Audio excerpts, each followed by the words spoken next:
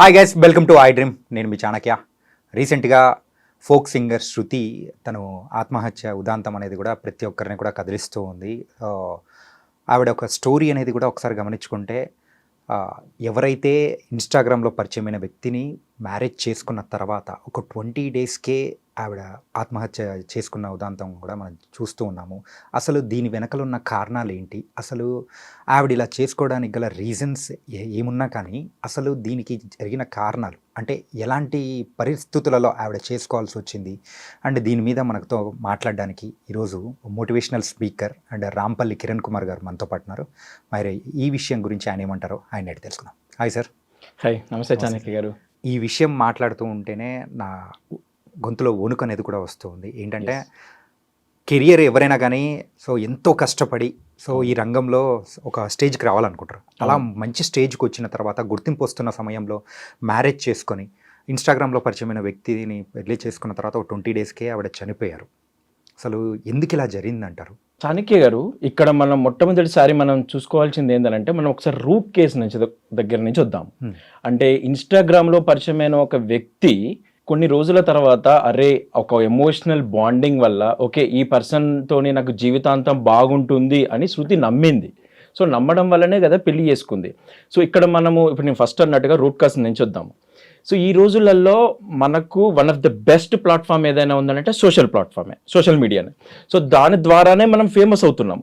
అంటే మనలో ఉన్న టాలెంట్ కానీ, ఇప్పుడు ఆమె ఫోక్ సింగర్, నువ్వు ఫోక్ సింగర్గా నార్మల్గా వెళ్ళి ఒక డిఫరెంట్ స్టేజ్ మీద దగ్గర అక్కడక్కడ ఇవ్వడం వల్ల అంత ఫేమస్ అవ్వకపోవచ్చు.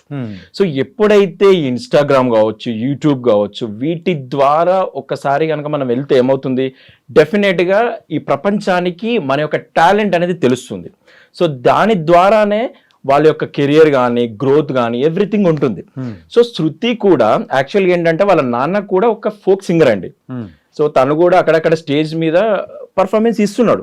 సో అది ఆయనకు ఒక 2 కూతుళ్ళు, వాళ్ళది మనకు నిజామాబాద్ అన్నట్టు.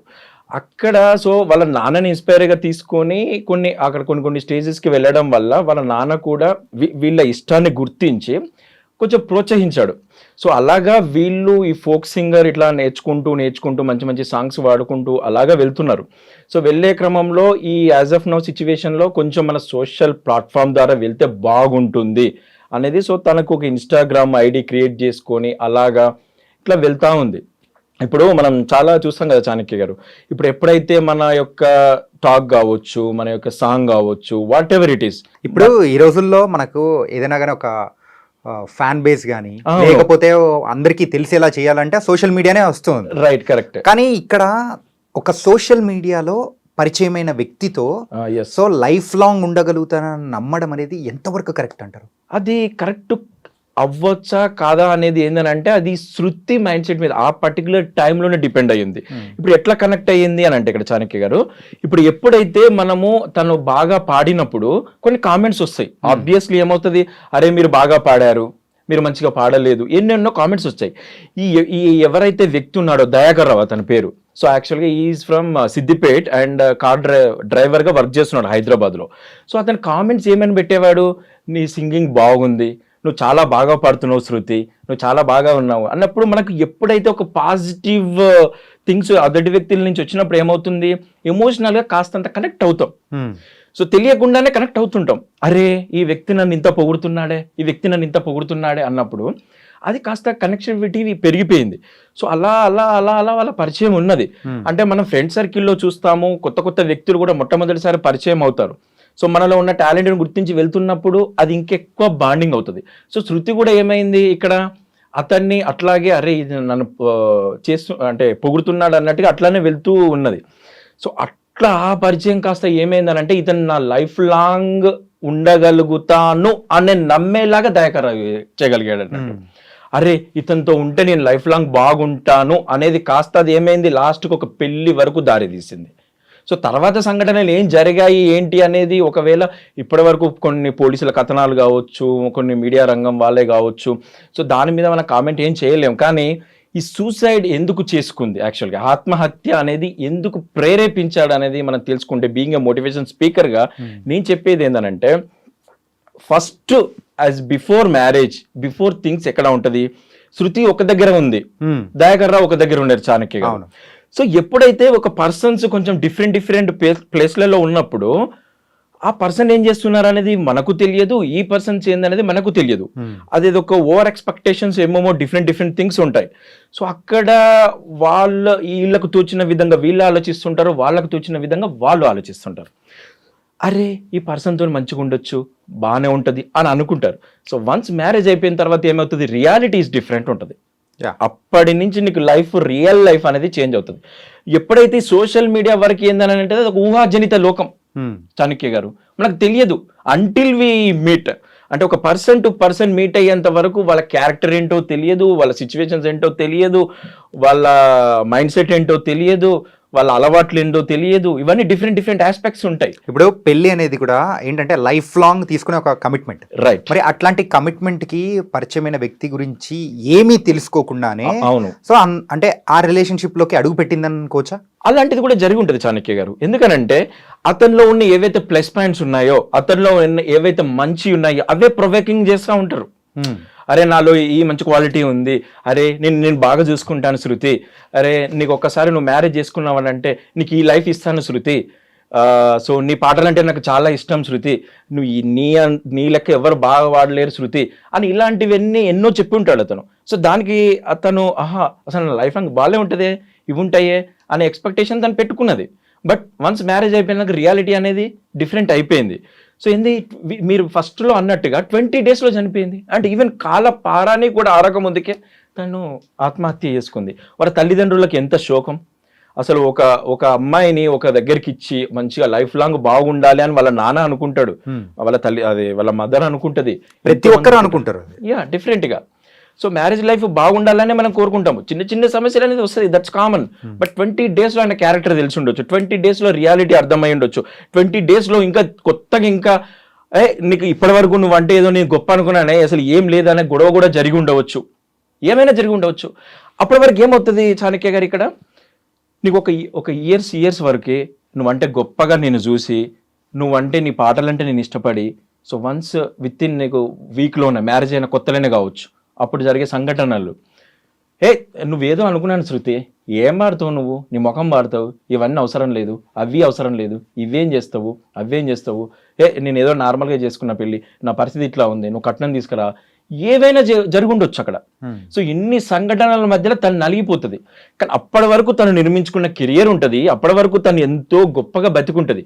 With in fraction of seconds అప్పుడు ఆమె ఎమోషన్స్కి తగ్గట్టు నా భర్త లేడే, నేను అనుకున్న సిచ్యువేషన్స్లో నేను బిఫోర్ మ్యారేజ్కి అనుకున్న విధంగా ఈయన లేడే అనే రియాలిటీ ఎప్పుడైతే ఆమె అనుకున్నదో నా లైఫ్ని ఎండ్ చేసుకుంటే బెటర్ అనేది వెళ్ళిపోయింది ఆమె. మెయిన్గా ఈ రోజుల్లో అయితే ఈవెన్ అమ్మాయిలైనా అబ్బాయిలైనా కానీ అవును, సో సోషల్ మీడియాని ఇంకా ఒకటి ఉపయోగించుకొని మోసపోవడం అనేది జరుగుతూ ఉంది. అండ్ కొన్ని అంటే డబ్బుల ద్వారా కావచ్చు, ఎమోషనల్గా కావచ్చు, అన్ని రకాలుగా. అవును. సో దానివల్ల బాగుపడిన వాళ్ళు ఉన్నారు, కరెక్ట్. అండ్ కాకపోతే ఇలా మోసపోయి ప్రాణాలకు పోగొట్టుకున్న వాళ్ళు కూడా ఉన్నారు. Correct sir. మెయిన్గా ఇప్పుడైతే మీరు యాజ్ అ మోటివేషనల్ స్పీకర్గా ఒక విషయం చెప్పండి. సో ఎవరినైనా కానీ మనము సోషల్ మీడియా ద్వారా పరిచయం అయ్యారంటే మెయిన్గా వాళ్ళ దగ్గర నుంచి ఒక ఫ్రెండ్షిప్ చేయాలనుకున్నా కానీ, ఒక రిలేషన్షిప్లోకి అడుగు పెట్టాలనుకున్నప్పుడు ఏ పాయింట్స్ అనేది మనం చూసుకోవాలి, రియాలిటీ చెక్ అనేది ఏం చేసుకోవాలంటారు?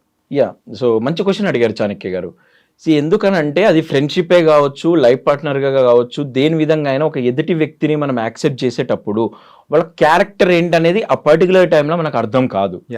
సో ఎప్పుడైతే నేను ఈ పర్సన్తో ఫ్రెండ్షిప్ చేయాలి అనుకున్నప్పుడు అసలు అతను బ్యాక్గ్రౌండ్ ఏంటి, ఓన్లీ జస్ట్ ఇన్స్టాగ్రామ్లో లేకపోతే ఫేస్బుక్లో కొన్ని ఇట్లలో చూసినంత మాత్రాన మనకు అర్థం కాదు.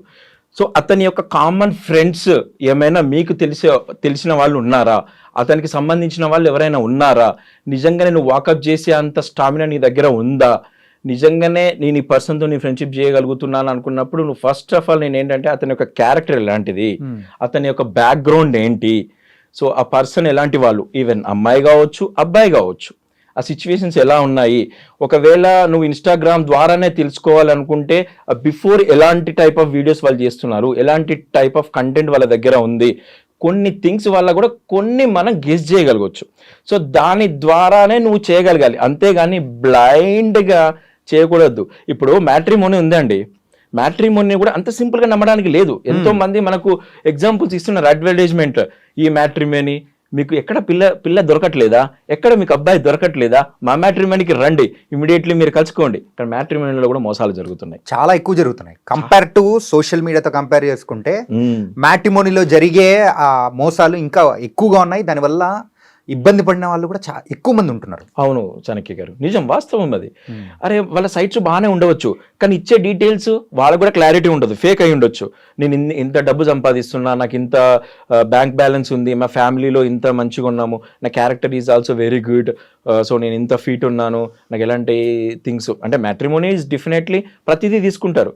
వాళ్ళ హైటు, వెయిట్, హెల్త్ ఇష్యూస్, వాళ్ళ ఫైనాన్షియల్ థింగ్స్, వాళ్ళ ఫ్యామిలీ బ్యాక్గ్రౌండ్, ఎవ్రీథింగ్ తీసుకుంటారు. కొన్ని ఫాల్స్ కూడా ఉంటాయి, మనకు అర్థం కాదు ఆ టైంకి. అరే మ్యాట్రిమోనీ అనగానే మనకు అడ్వర్టైజ్మెంట్స్ అవన్నీ వచ్చాయి, అరే నిజంగానే మాకు ఎక్కడ పెళ్ళి అవ్వట్లేదు, ఎక్కడ సెట్ అవ్వట్లేదు అనేది వెళ్ళిపోతుంటారు. So nothing else. సో కొన్ని రోజులైనా వాళ్ళతో ట్రావెల్ చేయగలిగితేనే కరెక్ట్ ఫ్రెండ్షిప్. కొన్ని రోజులు నువ్వు పర్ఫెక్ట్గా నువ్వు ట్రావెల్ చేసి ఓకే వీళ్ళు మనకు సెట్ అవ్వగలుగుతారు అనుకుంటేనే నువ్వు లైఫ్ పార్ట్నర్ దాకా వెళ్ళాలి. ఆర్ ఎల్స్ ఈ సోషల్ మీడియా పరిచయాల ద్వారా లేదు ఇక నేను వెళ్ళిపోతాను అనుకుంటే చాలా చాలా చాలా లాస్ అయ్యే ప్రమాదాలు చాలా ఎక్కువగానే ఉన్నాయి, కానీ తక్కువనైతే లేవు. Thank you so much Kiran గారు. ఏంటంటే శృతి యొక్క ఆత్మహత్య అనేది కూడా చాలామందికి కూడా ఒక వేకప్ కాల్ లాంటిదని కూడా మనం అనుకోవాలి. ఎందుకంటే సో ఆవిడ లాంటి సిచ్యువేషన్ ఇంకొకరికి రాకూడదు సోషల్ మీడియా ద్వారా కానీ. సో వేరే పరిస్థితులు ఆవిడ ఫేస్ చేసిన పరిస్థితులు వేరే వాళ్ళు మోసపోకూడదు, అలాంటి రాకూడదు అనే ఉద్దేశంతోనే మిమ్మల్ని కూడా తీసుకొని వచ్చి ఇక్కడ మీ ద్వారా కూడా దీన్ని ప్రజలకు చెప్పే ప్రయత్నం చేశాము. So thank you so much. Thank you అండి. Thank you guys.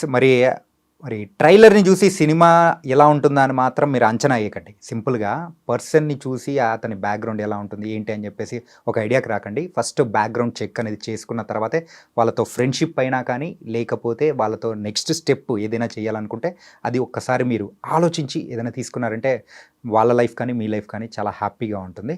సో మరో ఇంటర్వ్యూతో మళ్ళీ కలుద్దాం. అంతవరకు take care. This is your Chanakya.